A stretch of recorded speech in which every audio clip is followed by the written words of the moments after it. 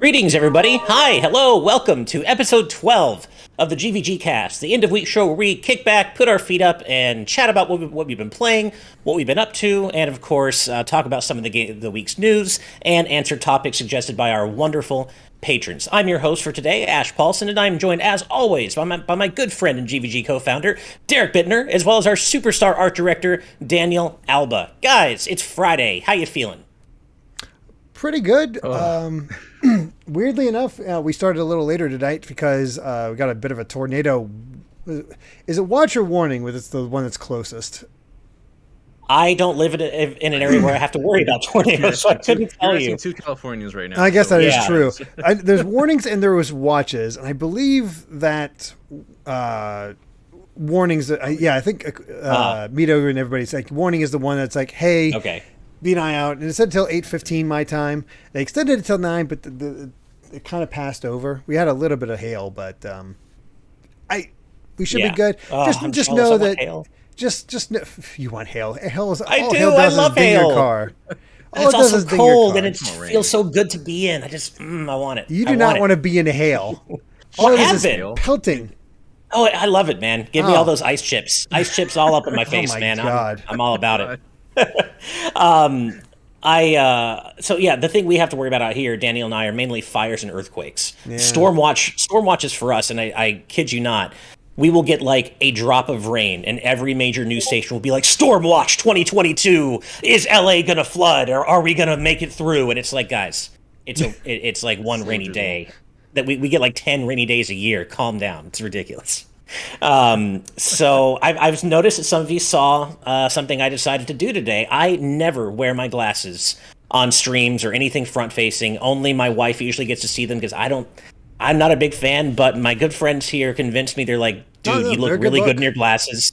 You should try it on stream. And I'm like, you know what? And my wife, too, she's like, you look so good in them. Just do it. Trust us. And I did. I listened to both of you and her, and it looks like you were right because I'm seeing some very nice comments in the chat with my glasses. Like Joe N. Nice glasses. Well, thank you for very much. And so I usually wear contacts, but today I figured, you know what? Let's show the world my glasses and see what the world thinks. I used to wear contacts, but I don't know if I sold this story before, but I was really lazy about taking out my contacts. I'd go to sleep in them.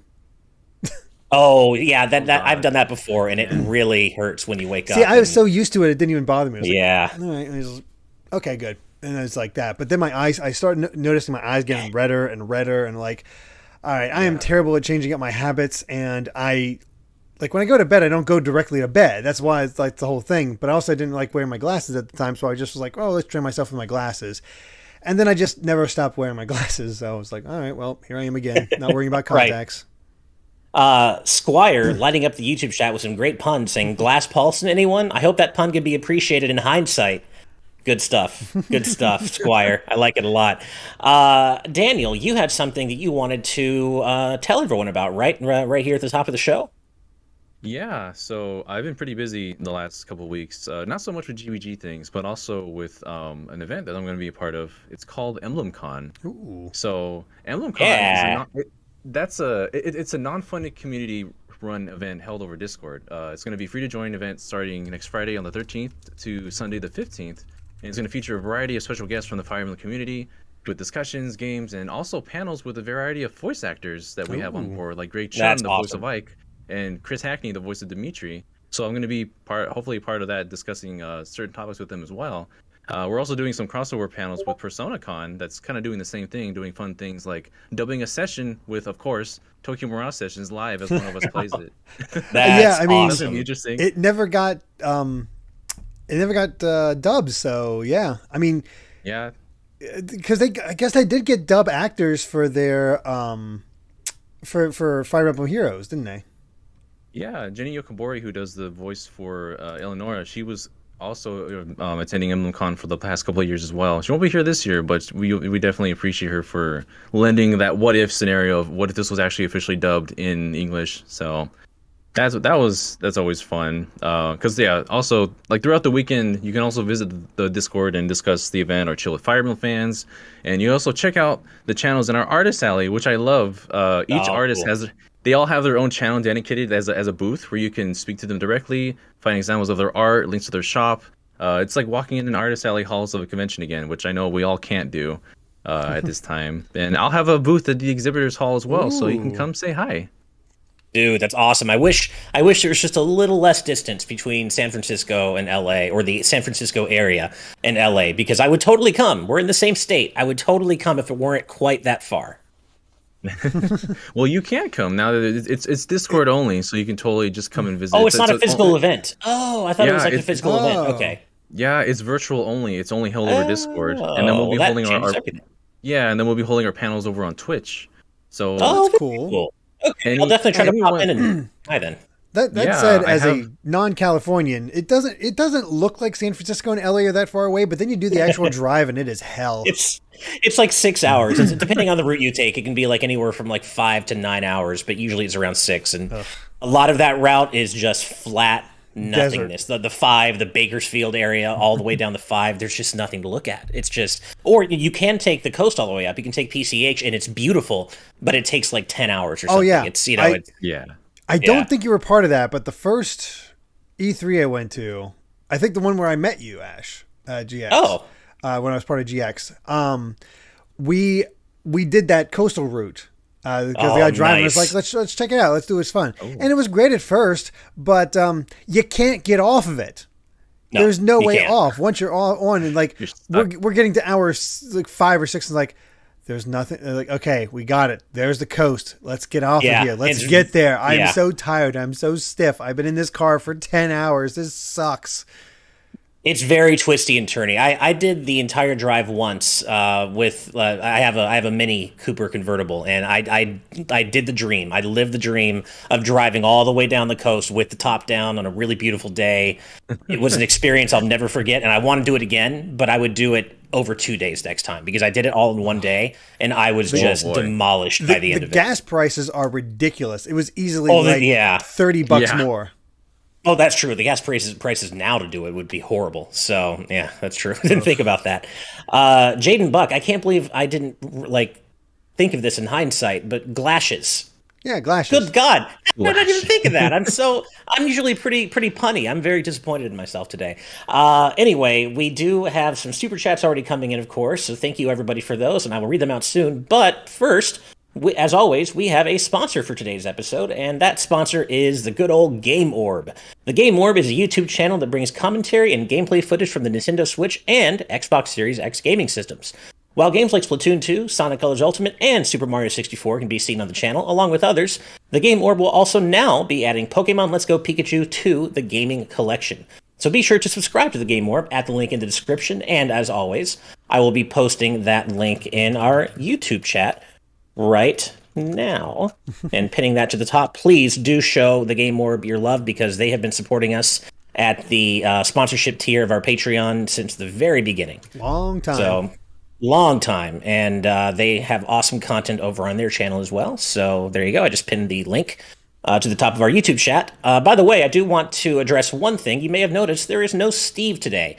Don't worry, he's okay. He's fine. Unfortunately, though, he had to work really late today. He's not even planned to get home from work until an hour from now. So he's like, you guys, I hate to miss a show, but there's just no way. And we're like, dude, don't even worry about it. Take care of your stuff, and we got it. So he will be back next week. Are we going to try to have John on next week as well? Because we had that planned thing, but then he wasn't feeling well. Then he got sick. Yeah. So I think he'll be better by next week in terms of being on the show. The tricky part is that we, as you all have noticed, have kind of unofficially started moving to a 5 p.m. Pacific start time because that's just easier for Steve and I work-wise. I think it's also easier for you too, family-wise, Derek. It works out because we put Kai to bed around 7:15, so... Right.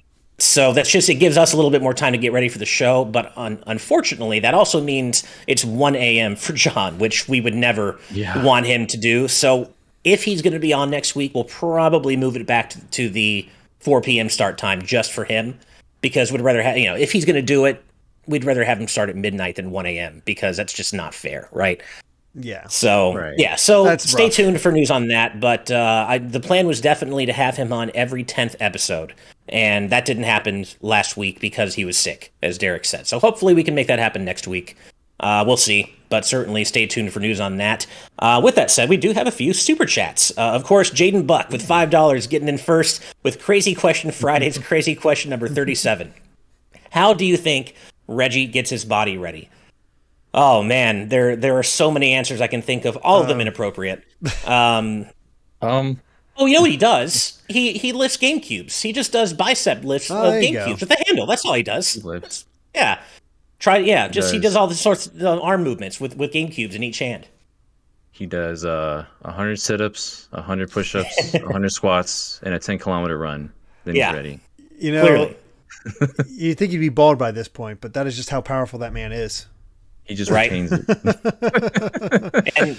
And speaking of Reggie, we will actually be talking about him a little later today in a couple of our news stories that we're talking about. You may have seen his head on the thumb. We'll be talking about him. But I think it has something to do with lifting GameCubes. I'm going with that. Yeah, that makes sense. I agree with Ash. Or actually, he does the lifting GameCubes as he does Daniel's workout. Right. Yeah, all in one. Thank you, Jaden, so much for your crazy question and for the $5. Next is $5 from Joseph Rutkin. Thank you. Listening to you guys while I drive home for Mother's Day. Thanks for the company. Well, thank you for hanging out with us, man. We appreciate that you like the show and want to hang out with us. Please drive safe and have a great time with your mom on Mother's Day. I'm actually going to be it's not a long drive for me. It's like a 45-minute drive, but I'll be driving up to my parents' house on Sunday to see her. So that'll be a lot of fun. Gym leader Roxy with $20. Wow, thank you, Roxy. Shout out to Derek for his absolute monster of a video that came out yesterday. I can see why it took so long to put together, and let me tell you, it was completely worth the wait. Hell, yes. Yeah, man. You have been, and for those of you who don't know what Roxy's talking about, Derek has been working on a gargantuan Shin Megami Tensei retrospective video for the past, month and a half now, man? 2.25 months. 2.25 months. And it is now finally ready. It's over 2 hours long. It's an absolute feature-length monster of a video, but I haven't watched the full 2 hours. I haven't had time yet, but I've watched a good chunk of it, and you killed it, man. You absolutely killed it. You should be so proud of yourself. And if you haven't checked out the video yet, everybody, definitely do so later on. Absolutely. It was such a relief to get that done. I wanted to have it done a week earlier. And I got sick. I got sick from that trip. I just had this, my voice was just wrecked, and I couldn't quite record it, which was unfortunate because in order not to go insane, my plan was to record a section. So, all those little interstitials I had, that'd be a section of script. Record that, edit it, and edit it as I'm downloading footage. But the problem is I hadn't quite finished it all yet, so I didn't have anything to edit at a certain point. So I'm like, oh crap, I'm coming to a standstill. So I was just nursing my voice as much as possible to try to get it to a just a good, so it sounded normal. I was constantly checking that, and I think I succeeded because boy, there was times in there with the takes, I'd have coughing like crazy during it all. But managed to get through, managed to get it done. And it was a little later than I intended, but God, going through all the music, and you know how music selection goes. Both of you do. Oh, sure do. Yeah. And I'm typically a little lazy when it comes to the music event in the background, because okay, 15 minutes of this song and it kind of has something to do with it, 15 minutes for this song and it's fine. And it's for this one, it's no, I need to be a little bit more specific, and I don't have a unique song for every one of them because that's 50 plus songs. That's too much. I made them go as far as possible, so it's just the way that goes. And overall I am about 98% happy with that video. There's minor things, mainly the idea that because I've not personally played most of those games, probably only maybe 5% of them. I don't know from experience how a lot of them work. So I have to go off wikis, old reviews, the gameplay I watched, to try to get an idea of how it might work. And there are details wrong. The biggest culprit seems to be the trading card game, because there is nothing about that trading card game anywhere on the internet that I could find, especially footage. Right. Best I could find was like a quick 5-minute thing that I used the footage for, going over the rules, which according to a comment is not the right rules. So I don't know. I mean, dude, when it comes to things that are so granular like that, I mean, who could blame you? And personally, from where I'm standing, it doesn't seem obvious to me at all that you haven't actually played a lot of the games that you're doing the retrospective about. You talk very authoritatively about them, so I wouldn't worry about that too much myself, but I also completely get it. It's your baby, and I definitely have fallen in the hole of getting too precious about a video before, and it can just it can be very draining. Draftsman Roski says, SMT2 isn't easier than SMT1. I don't know. I've never played them, but I'm going off of.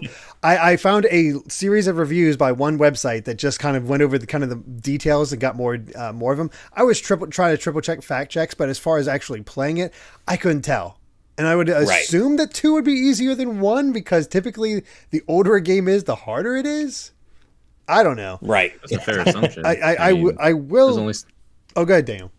Oh yeah, there's only so much that you can research for this sort of thing, especially with stuff that just has barely anything to have research for. Especially with as you said, the card trading game. Like I didn't even know that existed before this whole project started. Yeah. Of course, there's nothing to look up.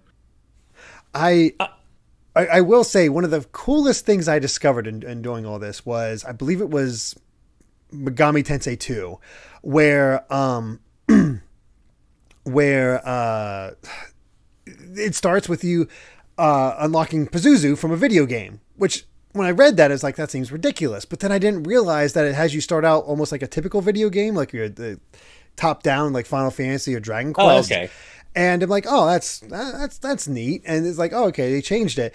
But no, that's the video game you're playing. You don't realize you're playing that video game until you die in that video game. And it's just an actual RPG that you're playing through that plays like how you'd expect.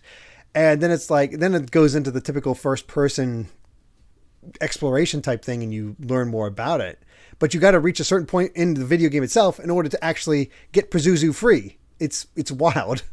Interesting. It's such a unique idea for the time because that was still NES days. Yeah. They were doing that crap on the NES. That is really, it's very subversive and almost a little meta. Very meta. Yeah, which is pretty... Yeah. This has nothing to do with SMT, but it does remind me of something that I thought was really cool.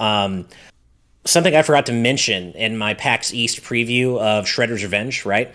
I don't know if any of you remember, there is a very specific episode of the original Ninja Turtles cartoon series that has a villain named Tempestra, who's basically a video game boss who is able to, like, Leonardo gets obsessed with this arcade game, goes out all night to play this game, and Tempestra is like the villain in it. And a lightning strike hits the arcade, and she becomes real. She manifests in the real world. And just it's dumb, it's schlocky. But Tempestra's going to be a boss in Shredder's Revenge. Yeah, they're pulling so deeply. They're pulling so deeply from the 80s lore. I don't even remember that episode. It's so cool. Yeah, so I forgot to mention that, but I thought that was pretty neat. And it's just you talking about Pazuzu from a video game reminded me of Tempestra, of course. To keep the Derek Love going, Aramis Baramis with $100. Way too kind. Holy moly. Thank you so much, Aramis Baramis. Wow. Happy SMT retrospective release week. Absolute props on the video. Watched it last night, and it was extremely well done. Great job, Derek. I'm really happy. Yeah, man. It throws me for a loop because of the outright positivity. Because let's be honest, one of my big fears with this was getting things wrong. And, I did. It happens. It'll happen. But there was no way. I barely have time to play games, so playing through 50 plus mostly RPGs that are extremely difficult with multiple endings, that ain't happening. That is just not happening. But I was just really inspired by the fact I saw that thing. I was like, oh cool, Soul Hackers 2 got announced. Oh, that's wild. If you don't count Tokyo Mirage Sessions, which I personally don't because it's more of a crossover, there's not been a non-SMT, non-Persona, non-re-release game since 2013, I think it is. It's like, that's just a cool tidbit. So and I started looking into it. I'm like, that's cool. It's like people hyped for this because it's so different. Because, those SMT fans always like to complain. It's like everybody focuses on Persona. Well, here you go. Here's a different game and it looks awesome. Let's support that. And, well, we talked about that. Oh, go ahead, Daniel. I was gonna say, I'm so glad that this retrospective, that this whole look exists, because this whole series of Shin Megami Tensei is an avenue that I haven't been able to like fully explore and know about, because I've only, as a lot of people, I know mostly the Persona games and some of the Shin Megami Tensei itself and other things like Devil Summoner. But to have this here is, it's just so nice to have something that I can reference now and have more of a knowledge of this series going forward.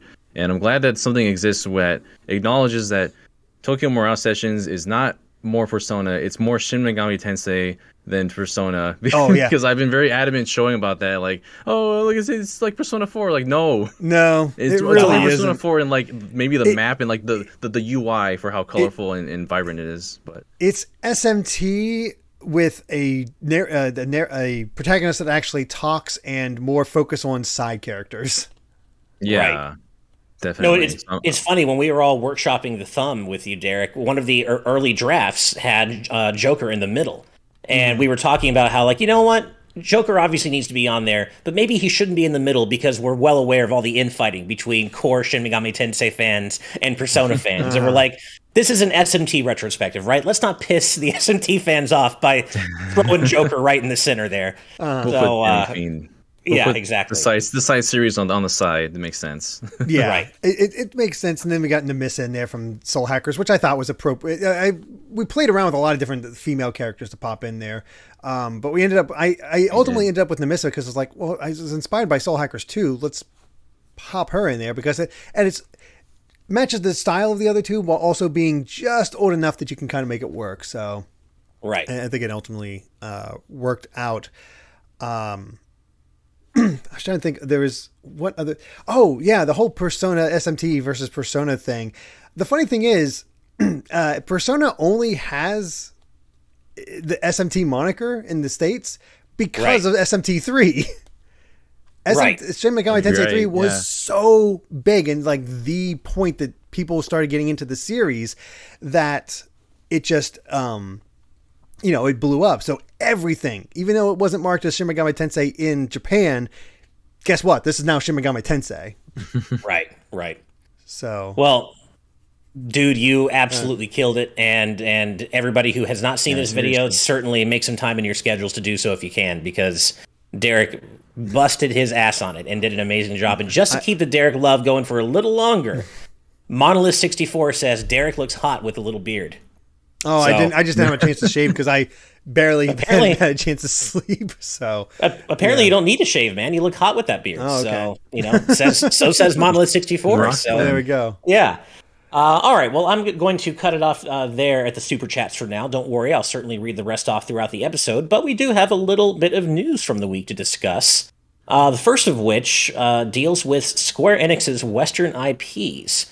And you may have heard that Square Enix have now offloaded their Western IPs, such as Tomb Raider, Deus Ex, Thief, to Embracer Group. And Embracer Group is the umbrella under which studios like THQ Nordic and Gearbox Software exist. And so Square Enix basically offloaded these Western IPs and there's the studios responsible for them. So like Crystal Dynamics and Square Enix Montreal, Eidos Montreal, offloaded them all to Embracer for only $300 million, which sounds like a lot, but when you consider the IPs they're getting as part of that, it's not that much. And, the open secret here, of course, it's not even a secret. These Western IPs have traditionally underperformed for Square Enix. And according to... Really, though, Tomb Raider did well, but the Square Enix's expectations were so mammoth that, granted... Avengers didn't do well, and it's funny they lost apparently $200 million on Avengers, so they basically sold it enough to make up for Avengers plus get a little bit of extra back on that. But here's the great thing about this: the part that really makes it really funny to me, ultimately. Square Enix got rid of all these things. It's like, okay, we're going to take this money that we got from it, invest into NFTs and blockchains and all that, and really do it. And it crashed this week. NFTs, I know. It's crashed, and it's like, sales wow. are down, I believe, 92%. Yes. NFT sales are down 92% from last year, I believe, and that is fantastic news. I thought about including that in our news today, but we don't cover quite as much news on GVGcast as we used to on TNT, so I'm a little bit more. It kind of ties into it just because of Square Enix got screwed by that deal immediately. It's just too bad because you're not wrong, Derek. I mean, they have underperformed, but more underperformed relative to Square Enix's ridiculous expectations. But there are certain games that really did just underperform across the board that didn't deserve it. Like, you could argue that the Avengers, probably, wasn't great. But Guardians of the Galaxy was excellent. Excellent. And it, too, has not sold very well. And, we all know what happened with Deus Ex Mankind Divided. Human Revolution was a wonderful game, and so was Mankind Divided. But sales of Mankind Divided tanked, and we never saw a third Adam Jensen game. Well, that's the thing. With this under an Embracer Group, all of a sudden, there's a lot better chances of finally There's getting... hope. Yeah. Yeah. You can get your new Deus Ex game. We could get a new Tomb Raider game. We could get a compilation of classic Tomb Raider games. There's a lot of great stuff we could get out of this. So Embracer really made out like a bandit. Yeah, well, and speaking of a new Tomb Raider game, Wario64 on Twitter quotes some of the text from the actual acquisition report. And the quote is, "The acquisition brings a compelling pipeline of new installments from beloved franchises and original IPs, including a new Tomb Raider game." So that appears to have just soft confirmed that a new Tomb Raider game is in development. Who knows if it'll be connected to the reboot trilogy or be its own thing? Who knows? But as Adam Jensen would say, not that he would say, "I never asked for this. I did ask for this. Give me my third Adam Jensen game and answer the cliffhanger from Mankind Divided." I know one of our community members, Nova the artist. I believe you said you're a big Deus Ex fan too, so I think you probably agree with me on this. But I love those games so much, but they didn't sell well, and or at least Mankind Divided didn't, and it seemed to be the final nail in the coffin for that Adam Jensen series, but perhaps not now that Embracer is in charge of them. It is worth noting, though, that Square Enix did not offload all of their Western IPs. They still have Just Cause, Life is Strange, and Outriders. So, they do still have some Western IPs, but things like Thief and Hitman, and they're all They didn't have Hitman for a while. They got rid of Hitman a while ago, and Hitman's doing better than ever. They? Yeah, yeah.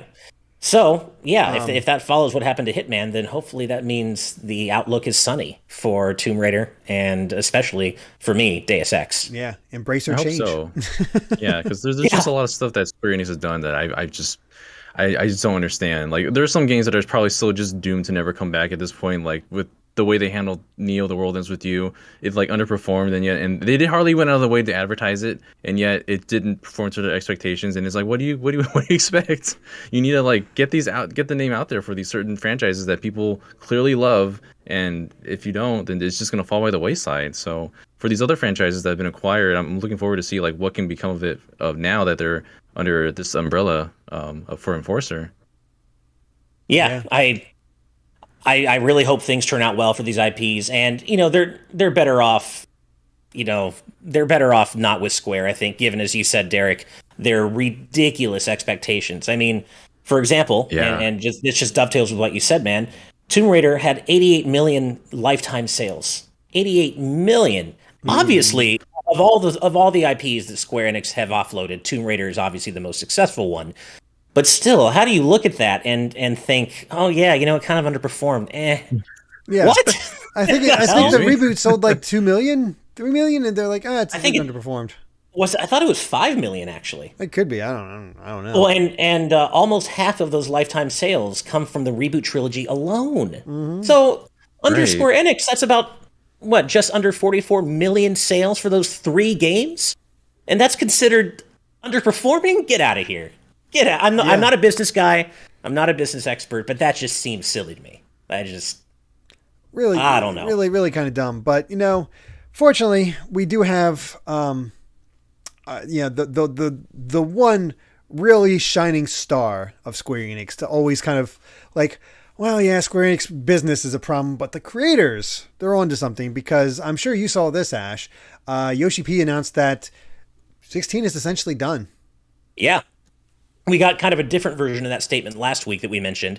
And then this week, he kind of reconfirmed that the trailer's done and that game development on 16 is essentially finished, which, if that's true, then you have to wonder, when are we getting a release date? When are we going to see that trailer? That's a fall release, I'm pretty sure. I do think we're going to get it this year. I know some people have been saying, it's going to be 2023. I don't think so. I think 16 is coming out this year. I've been thinking that for a while. It's the anniversary. That too. Yeah, I sense, yeah. firmly believe 16 is happening this year, and 7 Remake 2 will be next year, 2024. But I just want to see more of it. We haven't seen almost anything of this game other than that initial reveal trailer. And I need more. I need to know more about what 16 is, how it's going to play. I mean, we all need to know, right? Yeah. Everybody wants to know how 16 is going to play. And so it does seem as though Square Enix are more interested in focusing on the Japanese side of their portfolio. And not only do I think, I think that their Western IPs are now finding a better home. I think it's personally, as a fan, I'd prefer that they focus more on their Japanese stuff too. I've always cared more about Kingdom Hearts, Final Fantasy, Chrono, Mana, way more than the Western side of their portfolio. So maybe those collections are doing really well for Square Enix. Yeah, exactly. Mana and Saga and all that. Hopefully by the end of the year, we'll have news of the Pixel remasters coming to consoles. That still hasn't happened, but hopefully it does soon. But yeah, so that's a thing that happened this week. Another thing that happened this week is we got our first look, finally, at Sonic Prime, Netflix's animated series, Sonic Prime, and we got some of the first details on it that we had not known before, including Sonic's voice in this adaptation. It's Devin Mack, who I am not personally familiar with, but on the down low, though, on Twitter, mentions that he has done some voice work for Lego shows, Bakugan, and Total Drama Island, which, okay. Yeah. Cool. He's done a lot of YouTube voice acting as well. Oh, okay. Very cool. He started off on that kind of thing, so. Nice. Yeah, really... and even though I'm not personally familiar with him, the Sonic fan community seems to be very happy with this casting choice. And you can hear him talk a little bit in Netflix's brief teaser, and he sounds great. Yeah. On his own Twitter, he did a video talking about, saying, hey, this is only for Prime. I'm not replacing anybody. I wouldn't have any other way. This is just my chance to do my own take on it. And, that's a great idea. I think that works out very well. I like his take. It's the first time we've had a black actor playing Sonic since Jaleel White. Right. And That's true. He sort of seems like the little bit I heard is almost like a cross between that Roger Craig Smith and Jaleel White. Yeah. It does sound a little bit like that, doesn't it? Yeah. I guess so. I saw it more as a mix between Ryan Drummond and Roger Craig Smith as well. I can see that too. Just a nice. What the point is that there's a nice even balance, and he has that really good range for Sonic's voice, because I think it works really fantastically, and you could feel the energy and love he has for Sonic in that one the announcement he had on Twitter, just talking about the series and franchise. And it was cute. Because he talked about how he's more of a Tails guy because he looked up to Sonic. Right, yeah. Which I love. So I'm really excited I'm a fan of anyone who's a fan of Tails, because Tails rocks. So that's good taste right there. And the bit of animation we've seen from that teaser looks good. It looks good. Yeah, I mean, it's not very much to go on, but it looks good, I think. Yeah. I saw a lot of people talking about how Sonic seems to be eating good this year between Prime looking pretty solid, the movie being really good, and hopefully, Frontiers will be good. Plus, we got Origins coming out. And speaking of Sonic 2, the movie, I didn't choose this as a news story, but just kind of off the cuff, it is now the highest grossing video game movie adaptation of all time. Of all time. And you know what? It deserves it. It is such a damn great movie. I can't believe we're sitting here talking about how great a video game movie anything is, including Sonic. But man, that movie kicked ass. And I'm so happy that it's getting the success it deserves. Can't wait for Sonic 3. So the full cast list for Sonic Prime so far. I missed this. Devin Mack. So there's Devin Mack. This is on Twitter, Tails channel on Twitter. I can just post it in the...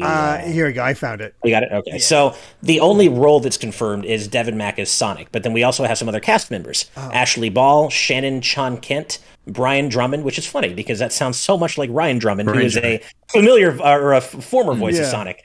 Vincent Tong, Ian Hanlon, Kazuni Evans, and Adam Narada. I'm not sure how to say that. But yeah, so we don't know who the rest are playing yet, but... seems like a pretty exciting lineup, and I'm just excited for Sonic Prime. I have been, just since we've seen kind of some of the concept art. It seems like it's going to be, I don't know, I'm getting the sense there's going to be a little bit of depth there a little bit of depth in this series, more than maybe what we've seen in Sonic Boom, which I loved, by the way. Sonic Boom was hilarious. It was really well written, really sharp, but it wasn't exactly dramatic. There wasn't a lot of depth to it necessarily from a storytelling standpoint. And Sonic Prime seems like it's poised to maybe bring back a little bit of that depth and not maybe be so slapstick, but maybe a little bit more dramatic. I don't know. Possibly. I do know that the official Netflix's official description says Sonic's adventure is about more than a race to save the universe. It's a journey of self-discovery and redemption. That sounds exciting. Wow. Why does Sonic need to be redeemed? What did he do? He screwed up somehow. Yeah. Screwed up somehow. But, yeah, I'm looking forward to it. Yeah, I'm looking through here. Some of these, like looking up what these actors have done. So far, I've only gotten Ashley Ball, who is mainly known from My Little Pony. She was Rainbow Dash and Applejack. So, okay, that's a pretty good one. And in the other one, Shannon Chan Kent was the English voice of Misa in Death Note. Oh, cool. All right. Okay. He was also the singing voice of Pinkie Pie in My Little Pony. Apparently, it all goes back to My Little Pony. So there you go. I haven't had a chance to look up the other actors and what they've done, but yeah, it's pretty wild. It's pretty good background for a lot of these guys. Yeah. And something that's really cool, too, is that Nicholas Cole, who is a designer on Crash 4 and the Spyro Reignited trilogy, did some design work for Sonic Prime, Right. which is really cool. He said on Twitter, just to say, since I've seen this mentioned a couple of times, it was my honor to work on Sonic Prime, but his design and the styling choices mentioned here were handled by the team before my contributions, and they did an awesome job. But that's really cool that he's involved. I knew Brian Drummond sounded so familiar. I was like, why is this clicking for me? Like, because I know it's like close to Ryan Drummond, as you said, and that's why I first went to because of the Sonic connection. Brian Drummond is the original Ocean Dub voice of Vegeta. Oh, really? Yes. Oh, wow. I guarantee you, if he is not Shadow, I will be shocked. Oh, that would be That'd cool. be perfect. Come on. That would be really cool. That is Very like poetic. Yeah. That'd be like that has to be Shadow. Right. That would be awesome. I mean, they still could have gotten me for Shadow, but I digress. No, I'm sure this whole cast is going to be amazing, and I'm really genuinely looking forward to this show. Also, props to Netflix. And I know they did this because they knew it was my birthday the day after, but they announced that Cobra Kai Season 5 has been moved up to September 9th. Instead of New Year's, it's coming out September 9th. They need to get it out there because they're losing money. It's like, no, come back. We got we got this. Derek, don't ruin this for me. It's obviously because they knew it was Ash Paulson's birthday and they wanted to do something nice for me. Clearly, of course. No, that's totally why. Yeah, they're bleeding subs and they need to get Cobra Kai out there sooner rather than later. But yeah, man, Sonic Prime looks cool. I'm looking forward to seeing more of it, and it's still pegged for this year. So hopefully it still makes it out this year alongside Sonic Frontiers and Origins. And speaking of Sonic Frontiers. There's not too much to say about this, but Jeff Keighley announced that the Summer Game Fest is going to be happening on June 9th, I believe. And we know that Sonic Frontiers is going to be there. So, yeah. Ooh. Yeah, I'm looking forward to and that'll be something that, of course, we, we'll certainly do a reaction stream to Summer Game Fest. What's weird is that this year they're partnering with IMAX here in LA. So if I wasn't going to be on the reaction stream with the whole team, I could theoretically just go to an IMAX theater and watch it on the big screen, which sounds cool, but I'd much rather react with you I don't know if I just go live stream from the theater. Yeah, there you go. Yeah, right. I don't know if I go to an IMAX theater just to watch those trailers. I'll be honest. If I wasn't, if we weren't doing a stream together, like as content creators, I probably would, but there's no question. I'd much rather react together. You guys. Yeah, exactly. So we'll hopefully get our first look at Sonic Frontiers gameplay during Summer Game Fest because it's confirmed to be there. And I think we're all really, really wondering how this game is going to turn out and hoping for the best. By the way, something that would appeal to, or that Steve would want to know if he was here, going back to the whole Embracer Group thing really quick, they did confirm that Crystal Dynamics is still going to continue to co-develop the Initiative's Perfect Dark reboot following this acquisition. So they haven't been pulled off the project. such as it is, whatever the project Yeah, we'll is at see this what point. happens. It's been Yeah. a little iffy there for apparently for Perfect Dark. Exactly. Also, I've been getting caught up on our live audience patron chat, and Moon Rhoda, I appreciate you, Moon Rhoda. You said Ash looks way smarter with glasses. I mean, more than he is. Thank you for that second follow-up. I appreciate that. Saved yourself there. I know, right? Good save. All right, we do have a little bit more of news to discuss, but I am going to read out a couple more super chats before that. First is Jacob Tucker with $5. Thank you very much. I remember Devin Mack as Raccoon from the Terrain of Magical Expertise web series. So glad he's going to be Sonic. That is a deep cut, my friend. Yeah. I have never heard of Terrain of Magical Expertise, but that's cool, and I'm glad that as someone who has followed his previous roles, you're glad he's going to be Sonic. That gives me a lot of hope, and like we said, we like what we've heard so far. So yeah, I follow a few VAs, and he seems to be pretty respected among his peers. Nice, so. Very cool. I have to ask my dad if he knows him. I wonder if he's aware of him. Maybe. Maybe, I'm not sure. Pirate Jake with $5. Thank you very much. Question for all. What is a game that you enjoyed despite mixed / negative reception? My pick would be Paper Mario Color Splash, despite its flaws.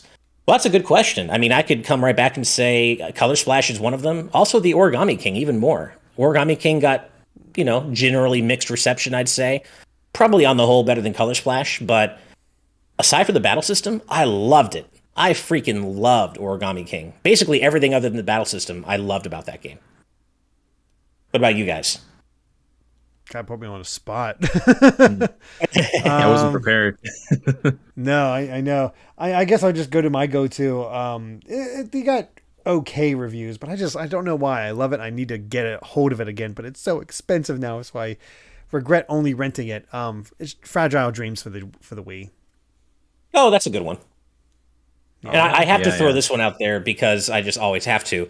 And I don't necessarily. I think it actually got fairly positive reception at the time of launch, but since then it's become mixed negative. Final Fantasy 13. I still love that game despite its flaws. I will always go to bat for that game, and always to my dying breath, I will defend 13. I How could somebody look so smart now be so wrong? What about you, Daniel? Take the glasses off. Yeah. Well, if I did that, I wouldn't be able to see the screen. So let's not do that. Yeah. Gosh, I can't think of too many. I think the first one I think of is I probably enjoy Kingdom Hearts Chain of Memories more than most people for what it is, like for its gameplay. I think that's the one that would be the top answer for me for that. So cool. That's a good one. Thank you, Pirate Jake, for that question and for the $5. Next up is, I love this name, $5 Australian from the Nintendo Fingers. What a great name. Hey, y'all, excited to be watching you guys live for the first time. I look forward to the GVGcast every week and keep up the good vibes. Well, thank you, Nintendo Fingers, all the way from Australia. Wow, thank you very much. We're so glad to have you in our audience, and we really appreciate the kind words and the super chat. Thank you very much. And then last super chat for now is $9.99 from Claxon. Thank you so much. Hey at GVG, sorry if anyone in the community tried to contact me recently, taking a break from Discord to focus on my assignments. I will be back on Discord on Sunday or Monday. With that, see you later. Yeah, dude, as Derek said, totally school, work, personal life stuff should always come first. We will be happy to welcome you back into the Discord with open arms whenever you're able to come back. So thank you. Right. Very much, Claxon. And that'll be it for the super chats for now, but I will read the rest out later in the episode. For now, we do have a little bit more news to discuss, and we actually had a super chat about Reggie earlier, during which I mentioned that we would be talking about Reggie later on in the episode, and that time is now. Now, what we're not going to talk about, because it's bad vibes, it's the fact that Reggie did this week talk about how he thought Animal Crossing would make a great blockchain game. The fuck? No. Stop, Reggie. Stop it. Stop making me glad you're gone from Nintendo, because no. Animal Crossing blockchain. Stop it. Just stop. Don't give Tanuk any ideas, please. Yeah.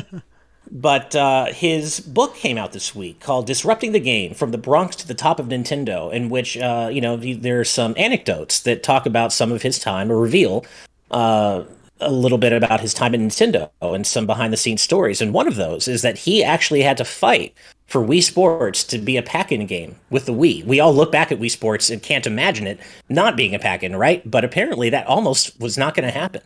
And that was something that Reggie really had to fight for.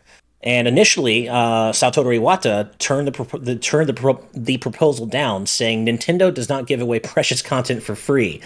And Miyamoto was very against it too, and he actually suggested an alternative that they should just pack in an early version of Wii Play as a pack-in game. Right? I know. Wii Play.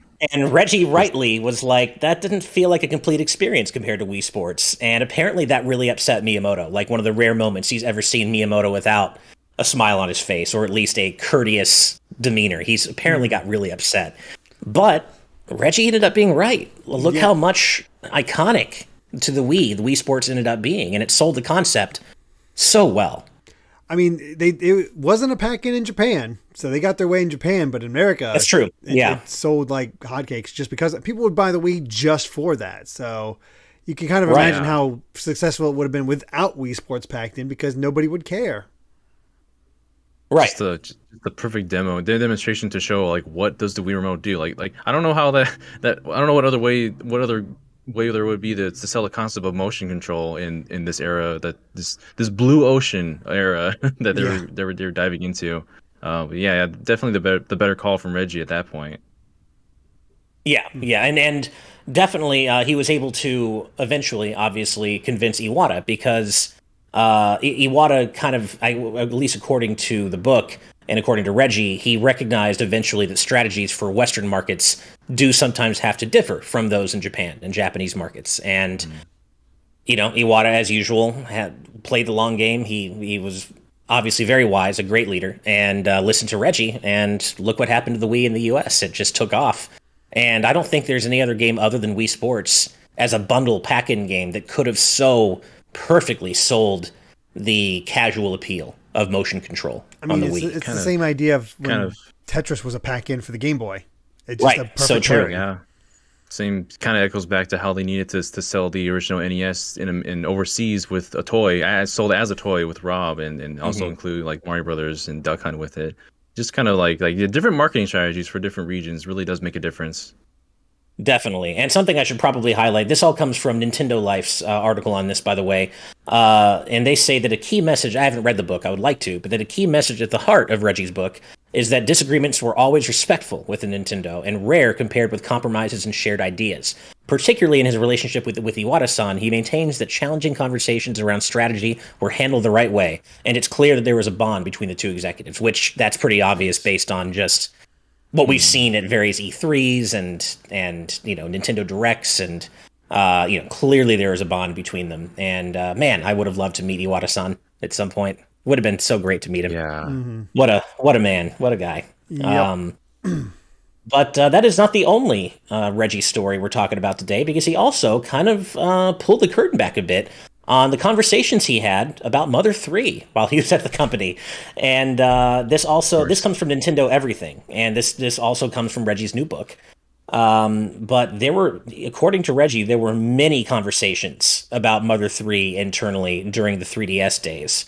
And around the launch of the Wii U, and they looked at making the game available digitally through the eShop, and they'd even talked about just releasing it untranslated, just because they'd already had a group of games that were just kind of Japanese, specific titles that were released for Western audiences, and they were like, maybe we should do Mother 3 as part of that. But then, as according to Reggie, what ended up happening is that we launched the first Mother game called Earthbound Beginnings on the Wii U eShop. That's essentially the conversations that were happening and the thought process. And who knows, if Mr. Iwata had not passed away, if maybe the Wii U had done better in the marketplace, maybe Mother 3 would have made it at that point. So there were certainly conversations, but it would have needed to have been done the right way. And, at this point, we've heard that essentially, Emily Rogers broke that rumor years ago that Mother 3 was done and ready to be released on Wii U. And I think we all generally agree that she was right, but plans changed. Yeah, and that makes sense. This just seems to dovetail with that. And we came so close, you guys. We came so close. At least it feels like we came so close to getting Mother 3. And I know the hope will never completely die. I know there are people out there, including myself, who would like to still see it happen. Well, clearly there are a lot of people who would like to still see it happen. I think the number of people who think it still will is much less. But I really hope. You guys have any thoughts on this? Not a whole lot beyond what you just gave, but I mean, Honestly, I think people would have been very dissatisfied if they released it untranslated. I think you're right.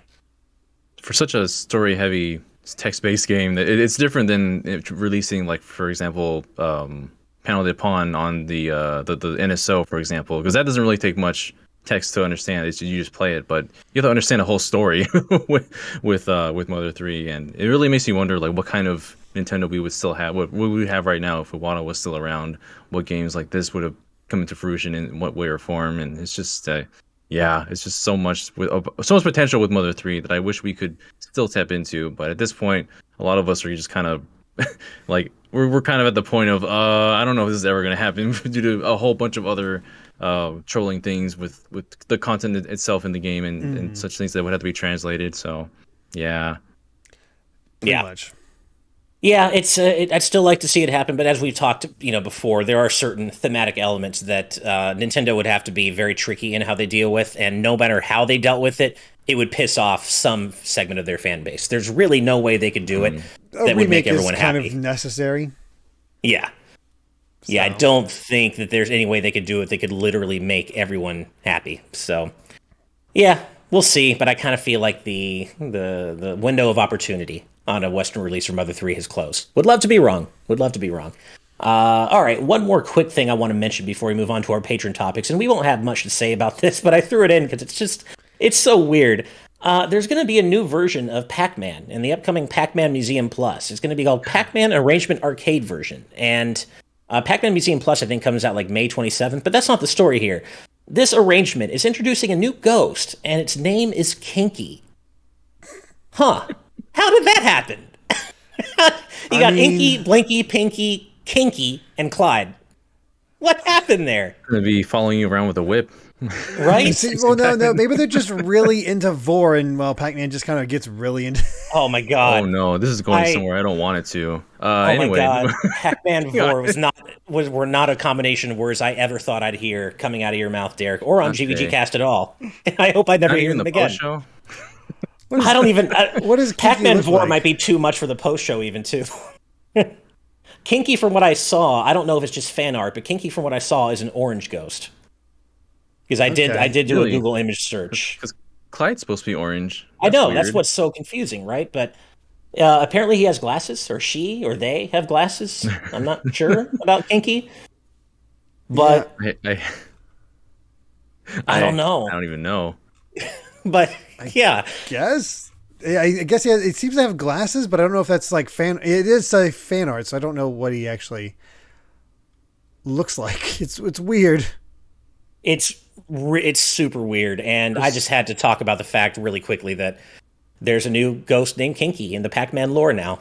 Who'd have thought? There's so many different names you could have done, but you had to go with that. Just like, right. Okay. I hate how much it fits in the logic of Pac-Man eating everything. I hate it. Oh, I love this. Oscar Hernandez says, wait, that's my OC Pac-Man ghost. I love it. Uh-oh. And Joe and Ash Google image search Kinky. No, I Google image searched Kinky Pac-Man ghost. I knew not to Google image search just the word Kinky. That's not any better. Yeah. You're right. Still. Yeah. That's true. But, I did it for the research. I needed to know what Kinky looked like for science, to be able to talk about it from a place of authority here on GVGcast. So I potentially suffered so that the rest of you would not. Make a Nintendo exclusive ghost named Linky. I love it. That's pretty great. Yeah, give him the hat. That is pretty damn great. Also, I just want to say I love your name, Awfully Hot Coffee Pot. That's a great name. I don't know. I would love to know the story behind it, but that's just a great name. Coffee forever. All right. That does bring us to the end of the news, but we do have a few more super chats to read out, and then we will move on to our patron topics. So first, we've got $5 Canadian from Style Boys. Hey, GVG, been a while since I can support. Been watching at work and love the crossover with your One Piece with Roger's Base for your channel. Well, that's all Derek. Yeah, thank you, Style Boys, and that's all Derek. Yeah, definitely check out his and Brandon Bovia's One Piece at a Time podcast. It's good stuff. Yeah, unfortunately, SMT made it so I couldn't get a new episode out this week. I had to delay it. It's understandable. For shame. Yeah, I just couldn't do both of that because I was like, the end was in sight, and I'm like, I got to go for it. I got to just take it. Oh, totally. How dare Yeah, you not be cross able that to finish create extra hours in the day, man? How dare you? Oh, I wish. Yeah. I wish. Very It's so sweet. useful. Thank you very much, Style Boys. Next up is $9.99 from Graham Hart. Hi, not much to say, but I did just beat Great Ace Attorney 2. What a ride. Well, first of all, thank you, Graham. And second of all, Derek knows where I'm going with this. I've been sending him DMs with my updates on my progress. With my wife and I are playing it right now, and we are at the beginning of the final case of Great Ace Attorney 2, and man, every single one of you who told me the last two cases are a fucking ride, you were right. Holy crap, man. And I still don't know where it's going. I think I figured at least one thing out in terms of maybe the main villain, but everything else, I don't know what's going to happen. I don't know where it's going, but it sure is places. good. Yeah. So Graham Hart's at the end. I see Vedron and Chad is on the last case. I've never felt FOMO for so long. Oh, no. For The game is long in a quite game. long, though. That's the thing. it is long. Yeah. as this game is. Oh my goodness! I apparently have to. I don't know. I guess I have to get into that this year at some point because. I mean, you played through just all the keep hearing about Danganronpas. This is just happy Danganronpa without the death traps. Oh, that's true. But still Yeah, I playing don't know why. murder. I don't know why I put myself through that, but once I find time to get into Ace Attorney, I'll be in for a much happier time with that. Wow. Oh boy. Speaking of our patron chat, Classy Mudkip says Ash is our official knowledgeable news source on all things kinky, which is not at all what I woke up today thinking hoping I'd be called or hoping I'd be considered. But thank you for that. But Great Ace Attorney 2, top notch. It is a bit long. The whole series is a bit long, but totally worth the payoff, I would say. And I can't wait to play the rest. Next is Scare the Dragon with $2 with a classic matchup question here. Thank you very much for the donation. Leo from Ninja Turtles versus Rash from Battletoads. You choose. And I'm obviously biased here. Yeah, It's Leo. I gotta go See Leo. It's Leo. I mean, Gotta go I with admit Turtle. my TMNT bias is showing, but I was never a big Battletoads guy. Sorry. I mean, I don't dislike them. I just feel like they're just kind of cheap knockoffs of the Ninja Turtles. I said it. And the other thing is, I mean, there's a lot of cheap knockoffs of the Ninja Turtles out in the true. 90s. Also, Rash dies a lot in his games. That's just how it goes. Oh, does he? Well, no, because it's Battletoads. It's hard. So you're hard constantly game. dying. It's really hard. He's Yeah, you're constantly dying a getting lot his butt more. kicked. Yeah, I thought you were talking like Zero, No. plot-wise, how Zero dies over and over again in Mega Man X. Yeah. With that context, it's like, is Battletoads hard or is Rash just not good enough for us? I don't know. You decide. Right. Exactly. Yeah, Rash is fine, but when you're comparing any of the, the Battletoads to the Ninja Turtles in general, I'm always going to swing heavily in favor of the Ninja Turtles. It's just, yeah. Monte Cristo Smith, this is a deep cut. I forgot about this. The Koopa Bros from Paper Mario are my favorite TMNT knockoff. I forgot about them. Oh, they were great. I love I them. guess they are more TMNT knockoffs rather than Sentai. Because they do have that sort of Sentai sense to them. Yeah, because I always Especially got the the way they sense. Well, and also the Koopas are turtles. So True. I always felt like they were just TMNT based on the TMNT, whereas the Axum Rangers, for example, are obviously Power Rangers knockoffs in Super Mario RPG. Yeah, that's their Sentai Good point. right there. Yeah. Thank you, Scare. Next is $2 from Rufflemut, which is a name I also really like. Thank you. Saying, since Zelda has been delayed, FF16 for fall is a lock. And I don't think the two are necessary. Well, I definitely don't think the two are related at all. But yes, I agree that Zelda's been delayed, and FF16 is coming out this year. Maybe fall. It could be fall. Yeah. Thank you, Rufflemut. That was going back to the SMT thing real quick. It was wild to me because you listened to it because the Ash Final Fantasy 15 getting delayed had a 450% increase in Persona 5 pre-orders. Jeez. Yeah, I saw that. Because they were coming out like 2 Right. weeks apart from each other, and then 15 got that last delay, and everybody's like, "Well, let's play Persona instead," and just massively jumped up in pre-orders. It was ridiculous. I'll never forget that time that I went to that Square Enix held a physical event, spent tons of money doing this physical event for FF15 in LA, where the whole thing was they were announcing the release date, and they did, and they didn't make it. they spent gobs of money. Such a mess. Oh God, they spent gobs of money to do an event at a theater here in LA just to announce the release date, and they didn't even make that release date. Which, hey, game development's hard, and I totally understand that. But what maybe it wasn't the best idea to do a giant media event anchored around this release date that you weren't 100% sure you were going to make. But I digress. Next up is 20 Mexican dollars from Draftsman Roski. Thank you very much. First anniversary, R.I.P. Kentaro Miura from Berserk. Well, yes, absolutely. Rest in peace. I remember hearing about this, but I didn't realize it had already been a year. Jeez, It's crazy well, so much time has passed. yeah, well, rest in peace, Miura-san. All right, last one for now, and then we'll move on to our patron topics. $4.99, well, $4 more dollars and 99 more cents from Klaxon. Thank you very much again. Is this the first time Sonic has had 3 simultaneous VAs? Also, someone mentioned Brian was also Knuckles in Sonic Underground. Is this the first time? He might be. I've not watched Sonic Underground, and I know Knuckles in there, but I've never heard his voice. It was just a weird perspective and terrible animation. Right. Yeah, But yeah, because very early on it was all Jaleel White between multiple different Sonic series, and also all the siblings. Right. He voiced the female Sonic sister, whatever. It's weird. Right. So I think this Sonia might actually be the and first Nana. time. Yeah, Sonia. That show was just as bad as it was. I'll never get that theme song out of my head. Oh, the theme song is Sonic Underground. stupidly good. So good. Perfect 90s cheese. It's kind of like the Cruise and Blast main theme. It's just perfect 90s cheese, and I love it so much.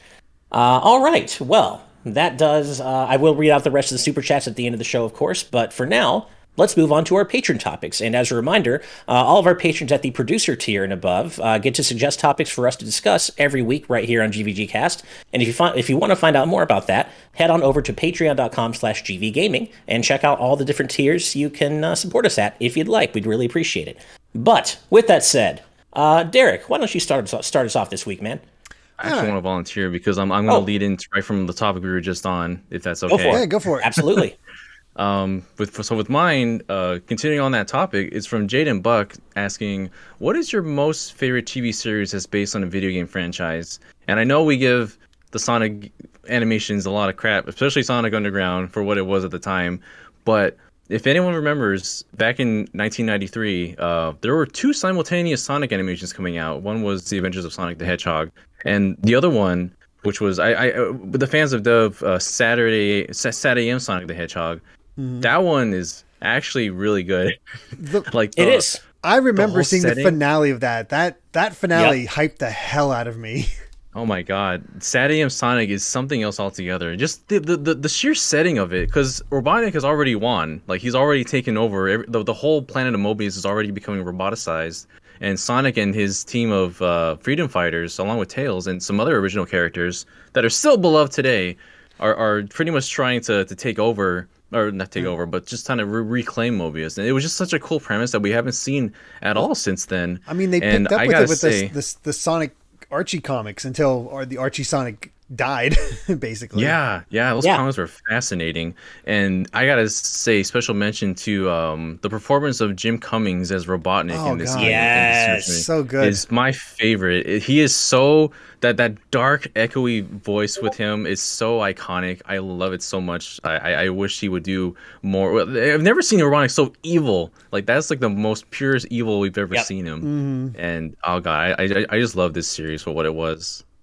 Absolutely. I agree with that. And I'm lucky to call Jim Cummings a friend through my dad, and he's actually done the Robotnik voice for me in person. Oh, nice. It's really cool.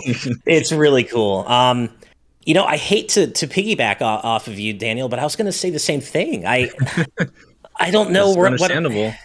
Yeah, I mean, Sonic Saturday Morning really was that good, and I just loved not only Mobius and the whole story setup with the Freedom Fighters, but it's the best, outside of Tails and Knuckles and Shadow, and Amy, I guess. It's the best supporting cast that Sonic has ever had. I loved Princess Sally, Antoine, Bunny. They're all so great. Rotor, they were such a great supporting cast for Sonic, and I miss them. And I followed the Sonic comic series that went on from the cartoon after it was canceled, and that is easily my favorite version of Sonic lore. Of Sonic, whatever, all of Sonic's different universes, different canons, that is my favorite one to this day. And Damn it, was Ken fantastic. Penders. Why did you have to ruin everything? Ken Penders ruined it all for Yep. everyone. Yep. If I wasn't going to just piggyback off of yours, Daniel, I'd probably say the Rockman EXE anime, if that counts. If that counts under your definition of TV anime. shows. Yeah. Yeah, I think so. Yeah. And yeah, the Rockman EXE anime was great. And I do have a soft spot in my heart for the Mega Man, the Ruby Spears and Mega Man TV series, even though it was terrible. It was terrible in that fun, schlocky 90s way with Mega Man the whole thing about him protecting the statue of President Lincoln. Yeah. So stupid, but Yeah. But it's got to be Sonic, Satam, and Rockman EXE for me. At first, I was thinking like, I don't know if there was a lot of video game shows like that. And then I started thinking about it's like, God, I remember watching the Double Dragon TV show. I watched the Street Fighter TV show, the Mortal Kombat show, which was all of them terrible shows. Like, I'm not kidding when I say the Mega Man Ruby Spears was probably on the upper end of video game cartoons at the time. It was. But fortunately, times have changed and the quality of animation has gotten better. I gotta go Castlevania. I was actually just about to say that. You know what? Yeah. It might be. I gotta go. I mean, it is what an It's so adaptation. Like Castlevania is top notch. Yeah. Season 3 was a bit but everything else about it was top notch. And I would probably put Castlevania right up there with Sonic, Satam, and Rockman EXE. They're Absolutely. really good. And just the characterizations of Trevor and Alucard and Sypha, they were so perfect. oh, Just Sypha great. was just Sypha was amazing. yeah. She went from a like characters like oh yeah her and to like oh my god she's my favorite. And I'm so glad that they never fell in the trap. I kept wondering if they were going to fall in the trap of having her get kidnapped or having her get, Oh no, somehow need to be I rescued. think she They had the never highest did. kill count. I think so. And probably does.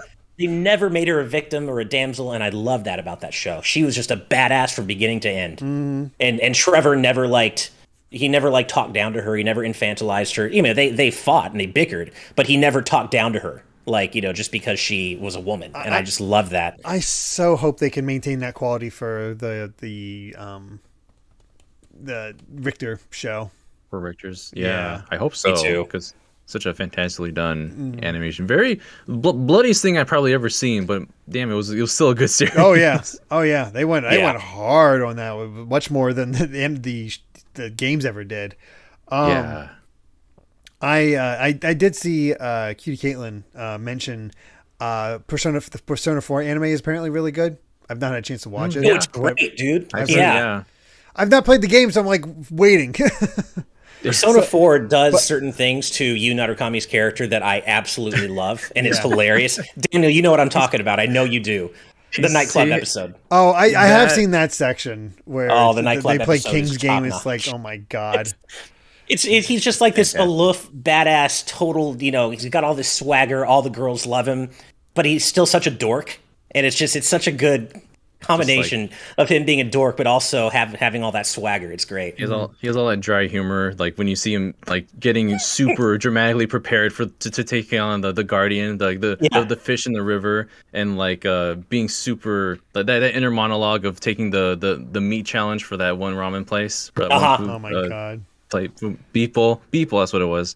Yeah, he has such dry humor in that animation. I think that series shines a bit because it actually gives a chance to breathe for the whole like actual arc of the story, rather than say like the Persona 3 movies, which are still really good. I've heard good things about the like Persona 3 movies, but granted, I do think movies might work a little bit better in Persona 3 because God, the pacing in Persona 3, the game is a little rough.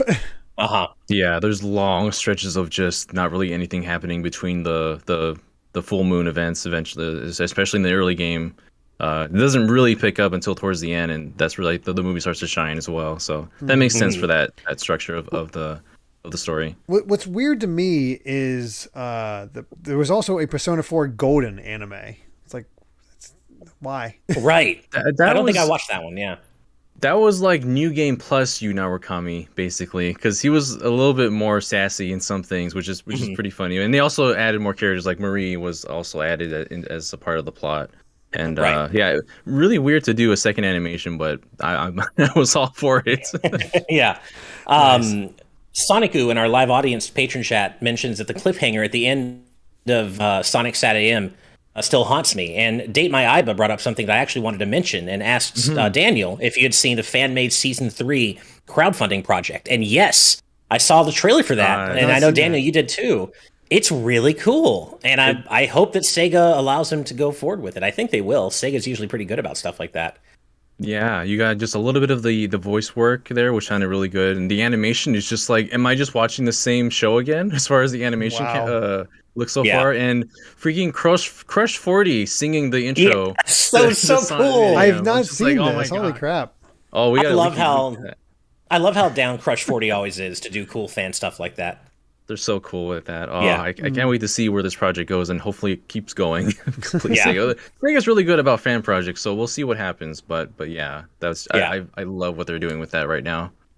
Nice. Going back really quick to Battletoads being knockoffs of the Ninja Turtles, you guys took it a step further here in our patron chat, which I'm ashamed that I didn't realize this before. My Team's Fault says Turtles are just TMNT knockoffs, to be fair.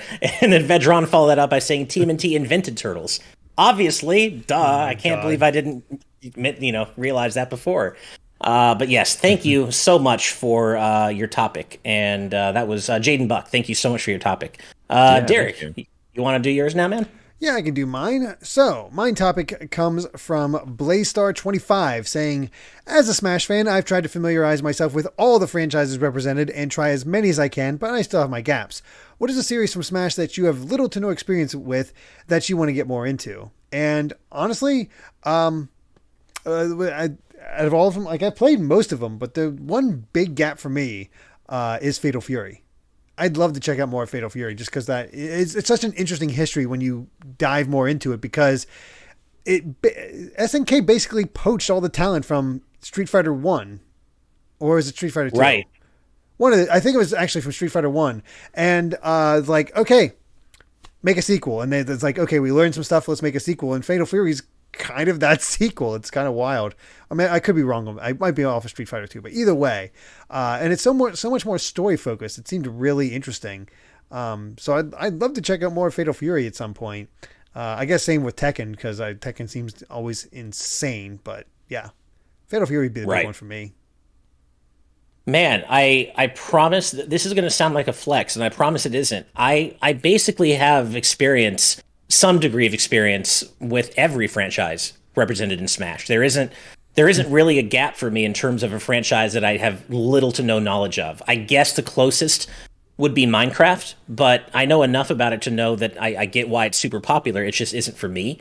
I guess the one that would come closest after that is probably Dragon Quest, because the only one I've really played is 11, and I've heard so many times about how great 4 and 5 are, and I really would like to go back and play those. So I guess, yeah, the closest one for me would be Dragon Quest, even though I have played, I have familiarity with it. So, have you played much Fire Emblem? Yeah, Fire Emblem, I played Awakening and Fates, and yeah, so outside of Awakening and Fates, yeah, I guess those would be the two biggest ones, Dragon Quest and Fire Emblem. But again, I still feel like I know enough about them that they aren't like full gaps. You know what I mean? Yeah. So those would probably be the closest. That and those in Minecraft, I guess. What about you, Daniel?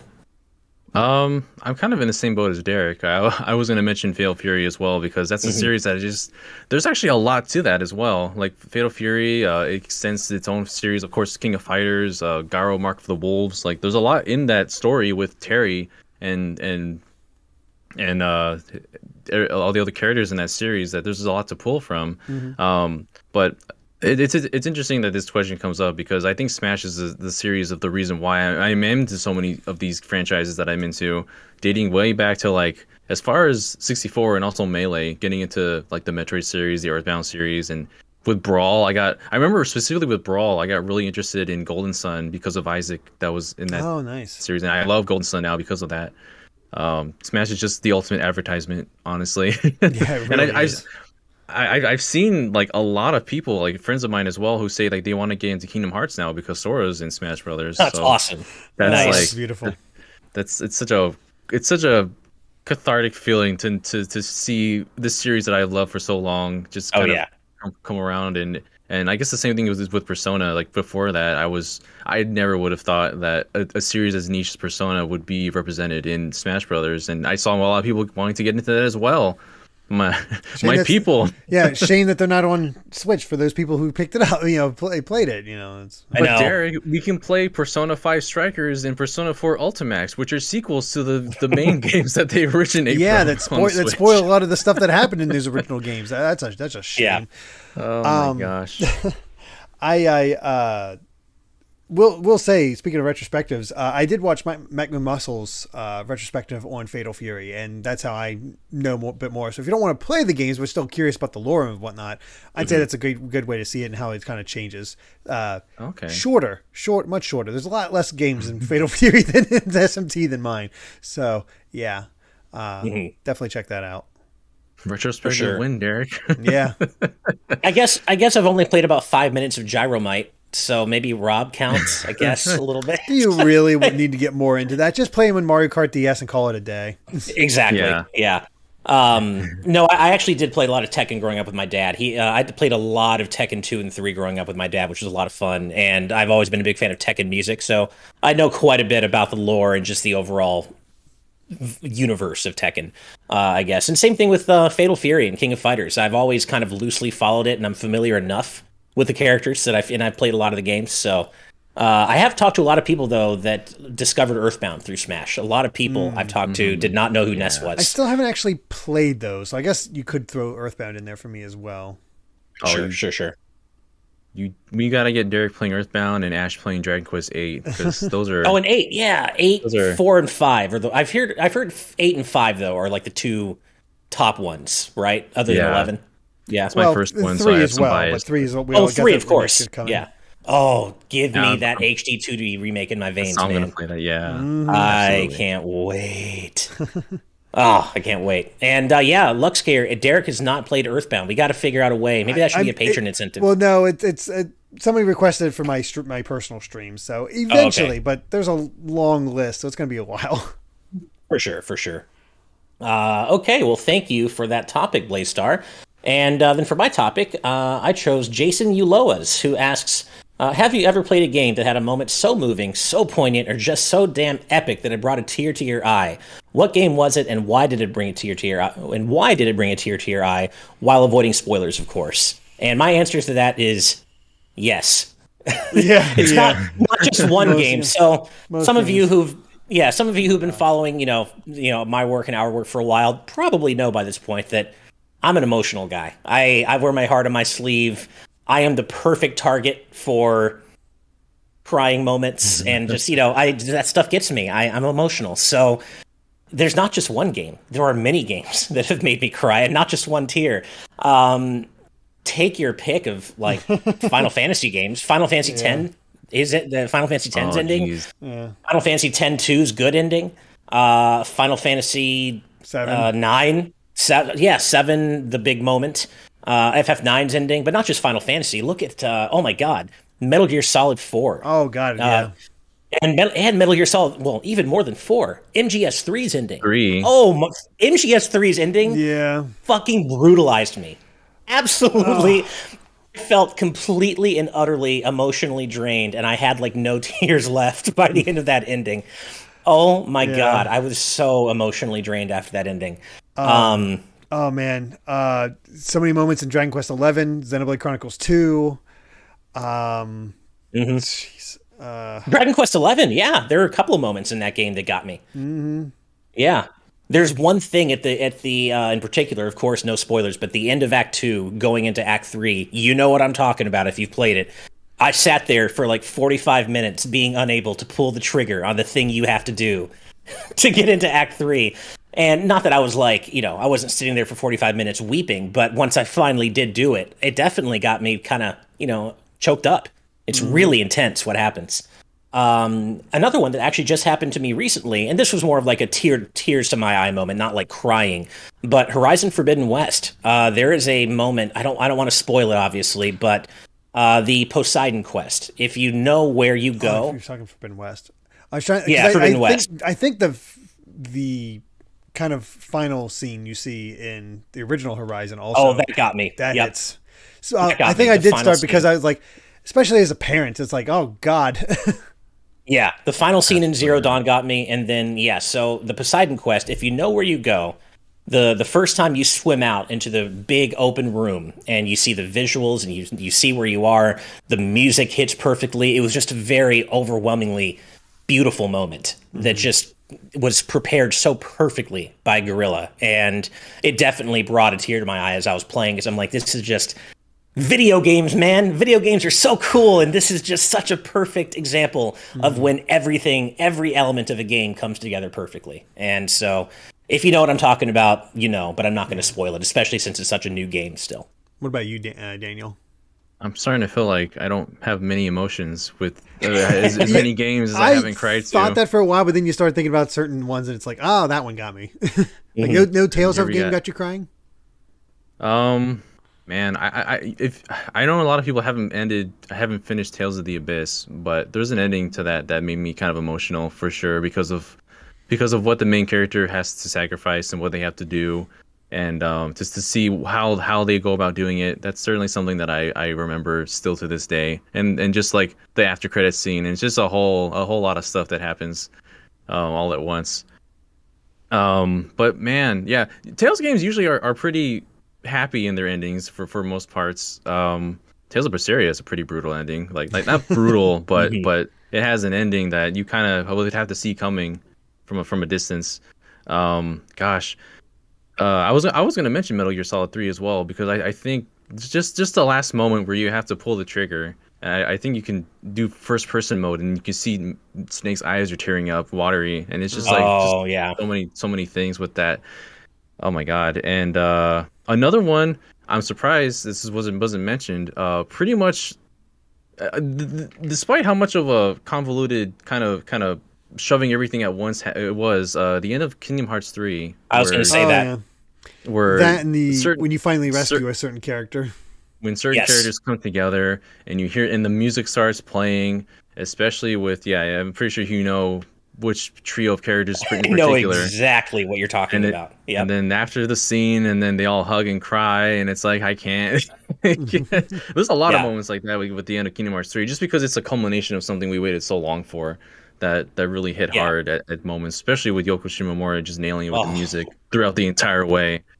Yeah, and I mean, honestly, just to piggyback off that, take your pick of Kingdom Hearts games. I'm pretty sure the vast majority of Kingdom Hearts games has made me cry at one point or another. Hell, that series has me trained so much I cry at freaking Dearly Beloved starting up the screen. Right? Yeah, I mean, Kingdom Hearts 2's ending, Kingdom Hearts 3's ending, the part you're talking about, Daniel, Birth by Sleep's final cutscene. Oh, God. Oh, my God. 358 over 2 days. Who else will I eat ice cream with? Oh, God, that scene destroys me. We just had a whole conversation about Kingdom Hearts not too long ago, too. And I still, those are a lot of poignant parts of gaming where, like, despite a game that has Mickey Mouse and Goofy and Donald Duck in it, it probably makes a lot of gamers more emotional who are invested in that series and other series that I've seen. And it takes you for a ride, man. Yeah. Oh, Hendrix Trog, great point in our live audience patron chat. Sora's Smash trailer, definitely. When I go back to it and watch it now, it definitely chokes me up. And honestly, so does Mega Man's reveal trailer, just because it means so much to me personally. You know what? And on that note, I'll say it. A Mega Man game has made me cry. Mega Man 04, the end of that. And honestly, I would do it. The end of X5 kind of got me too. But the end of 04 got me good. It got me good. And it hits harder than you would think, especially if you're not someone who normally considers Mega Man lore to be a thing. But it is a thing. So yeah, I think final one would just be Torna, the Golden Country for Xenoblade Chronicles 2. Okay. Just the whole feeling of the game, just knowing having an idea of how it's going to end if you played base game. Oh my god, that's it's just mean. This is a gut punch all the way through. Yep, it really is. Yeah. Well, thank you so much for that topic, Jason Nilo. I'm always happy to talk about how emotional games make me. So, and Oscar Hernandez, don't worry, we didn't really go into any spoilers for anything. Like, there are no major spoilers. We didn't name any characters. So, no. I'm speaking as a Kingdom Hearts fan. We didn't say anything that would, ruin something if you have not played it. Nope. Right, Daniel? We didn't. Yeah, I don't think we yeah, said anything. I'm I'm just usually saying pretty sensitive vaguely. to that. So Yeah. Oh, Azure Prominence. Good point. Klonoa, Door to Phantom Mile. I would say Klonoa 1 and 2 choked me up. At points. But yeah, that does bring us to the end. Almost to the end of episode 12 of the GVG cast. But we do have a couple more super chats to read out before we head off for the night. First is Z Media with $9.99. Thank you very much. I'll be finishing school with a degree in journalism next year. Do you guys have any pointers regarding getting your foot in the door in the field of games journalism? It's pretty much my dream job. Well, first of all, congratulations on almost finishing school. yeah, Do as much of your own writing and content creation as you can, and just put it out there somewhere. Put it on a blog. Pitch your writing to various websites and outlets. But just get your writing out there. But also be prepared for the fact that you're going to make very little money. Yeah. You don't go into game journalism for the money, and you do it because you want to do it. And if it is your dream job, that's awesome. But just know that there isn't a lot of money in it, and that's something you need to consider. But yeah, just build that portfolio, get your writing out there, and also just know that up front you're going to have to do a lot of writing for free or for very little money. When you're just getting your content out there, you're not going to get paid for it. But and then when you start selling, pitching pieces to outlets, you'll get paid, but it's not going to be that much if you're just starting out. So that's what I would say. What about you, Derek? I mean, pretty much the same. Get it out there. Just even if you don't put it out there, just practice with it. Even you can start now and just start writing reviews. You play a game, great. Write a review on it. What do you think? Right. And just get that practice. Right. Yeah, absolutely. So thank you for your donation. Also, Helen Hey It's Dingo in our patron chat. Yes, that quote. Yes, I'm not going to say it because it's a huge spoiler, but yes. All right. Next up is £4.49, I think, from Ryan Bourne. Thank you. That Mario Strikers update made me even more hyped for its release. Even if it was in Japanese, I'm still ready. Good vibes, all. I haven't watched that new trailer yet, but I have been meaning to. Looks fun. And yeah, I haven't had a chance yet either, but I mean, it's Mario Strikers. It looks good, obviously. Yeah. Both takes are this game looks hella fun, and where's Daisy? That's all that's all the news I've read, the comments I've heard from it so far. Yeah. God, I forgot that Daisy's not in it. That's people weird. really like Daisy's artwork from Mario Strikers. Yeah, I wonder for sure. why. I can't imagine why. Can't imagine why. Yeah. Thank you, It's Ryan. just that beautiful. Yeah. Oh man. Yep. Even kinky, you might say. No, you wouldn't say. All right.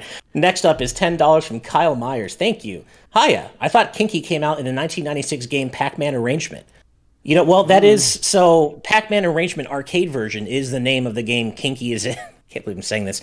Kinky is in Pac-Man Museum Plus. So you're probably right. I think it's a refresh of that original 1996 game. So thank you for that clarity and that context. Yeah. So Kinky actually isn't a new creation. All right. And finally, we have $5 from Blaystar25. Thank you very much. Congrats on finally finishing the SMT retrospective, Derek. You hit it out of the park, and now I really want to go back and experience Devil Survivor. Oh, yeah. I've been playing Devil Survivor 2, and that's a lot of fun. I hear Devil Survivor 1's story. When I was doing my research, I saw a few people say Devil Survivor 1's story might be the best in all of SMT, which is saying something. Wow. That's some praise. It's a high bar. And Azure Prominence in the chat, no one credited Undertale. Of course you credited Undertale. Just because we forget to mention something doesn't mean we didn't cry at it. There are just too many games to mention. But Blaystar, thank you so much for your super chat. And everyone, as always, you're all so generous. Thank you so much for all the good vibes, all the support, all the super chats. We love you all so much. And that does, in fact, bring us to the end of episode 12 of the GVG cast. We hope you've had a good time hanging out with us as we get into the weekend here. As always, we do have to give a special thank you to all of our patrons at the producer tier and above for helping to make everything we do here happen, because without you, none of this would be happening, including GVG cast. So thank you so much. But as always, we do also have to give an extra special thank you to all of our patrons at the executive producer tier and above. And those fine, incredible, amazing, spectacular folks include Brandon Bovia, Cutie Caitlin, Fangs, Dan and Twistle, Z Patty, Just Brian, Sky Blue Flames, Eastman 23, Adam O'Sullivan, Richard Herrera, Logan Daniel, Christopher Baque, The D-Pad, Vesmio, Waffle King, BeerJ373, Critter XD, Kitty Kong Facts, Angel Martinez, Joshua Hunter, Benny Yao, Azran127, Black King, Pagrima, Geller, Joseph Rutkin, Titus Malvolio, Geeky Griffin, Lucky Wonderfish, Kyle, Top Dog 23100, Young Ben Kenobi, Doug Showmix, Andrew Medeiros, Aurum, Brady Power, Becca, Rocks the Cat, Killamox, Eddie B, Kai Ed, Kit Fisto, Kenneth Lee Stingle, Jessica Toad, Deaneth, Michael McCaw, Matthew Wong, Goron Amber, Straight Lace,